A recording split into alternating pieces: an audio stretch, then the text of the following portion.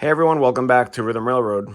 So this is the continuation of my river scene expansion, which is also where the yard lead that comes through here will cross over to that side of the benchwork.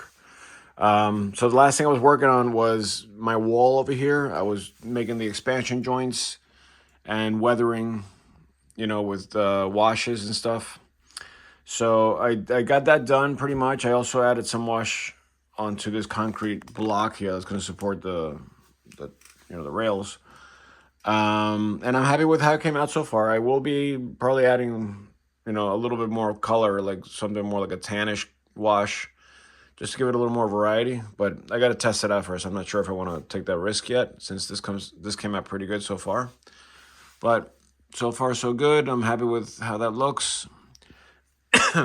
Nice and filthy. And now, as you can see, I got a little bit ahead of myself. I should have probably, done a little tutorial on how I do the ground cover here. But I did cover the ground on this side. On the other side of the hill, the white parts are just the glue drying right now. I still, I literally just did it. So, and then on this side as well, that's all newly covered. So once it dries, all that white stuff will disappear, and you'll see the brown, like kind of tan color come through, which gives a sense of like dirt or sand or whatever. I usually, I see people like cover the entire thing with actual dirt first, and then they go ahead and do the foam. I don't do that. I mean, I like my results without it anyway, but I get some nice results with that. But I will go back and add a little bit of grout here and there just to give it more texture, kind of like what I did here. Right, so the grout gives a sense of like more like sand type stuff. I don't know. I'm playing around with that, but at least I got all this covered. And now it's really connecting the scene by doing that, and it gives the wall a nice contrast. So that's good. So let me just show you what I do. I literally just cover the tan areas with Mod Podge in its pure form. I don't water it down or anything. Then once it's all covered, I use the Woodland Scenics turf, fine turf, earth color. It's a T1342. It's like a greenish brown type stuff. But I don't cover the entire thing. I just kind of leave a lot of spaces in between, because then I go back and I give it some variety by using the burnt grass. But what I've been doing throughout my entire layout is keeping that consistent, so that it's always, the tan color underneath, and then the earth color, and then the burnt grass. And so that helps me kind of tie things in.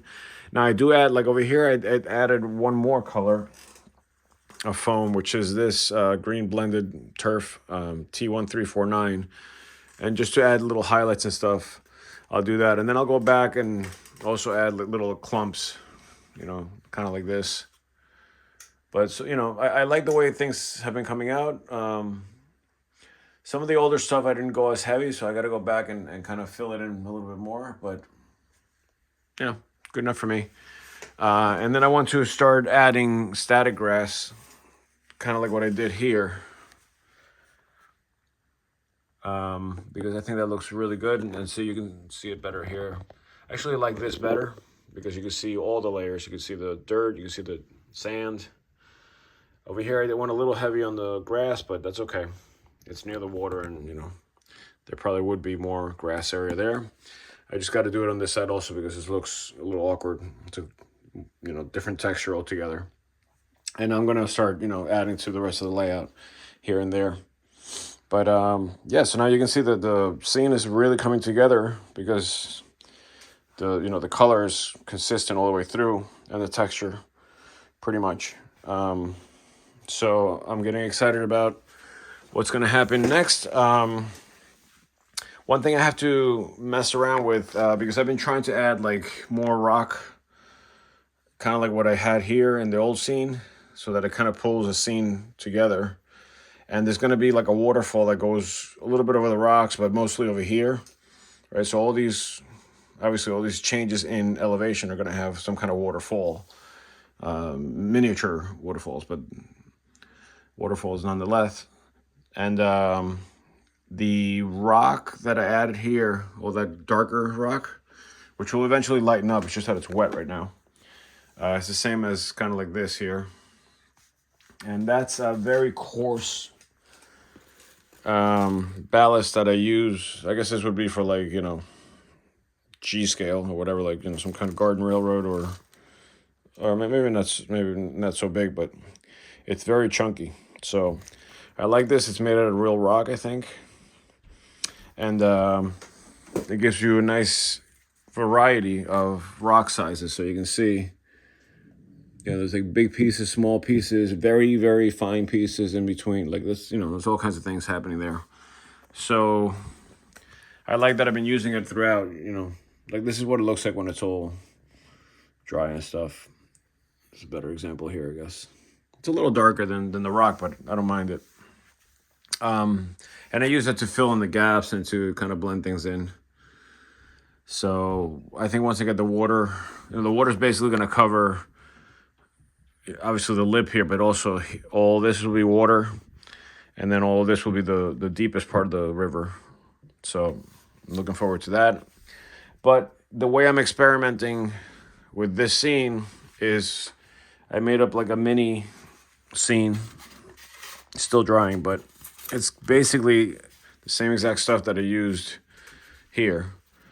But, I'm doing it externally so I can mess around with waterfalls and effects and things like that. So once this paint dries, I still have to darken the rock. It's not matching yet, but that was my first wash. So I'll go across it a few more times.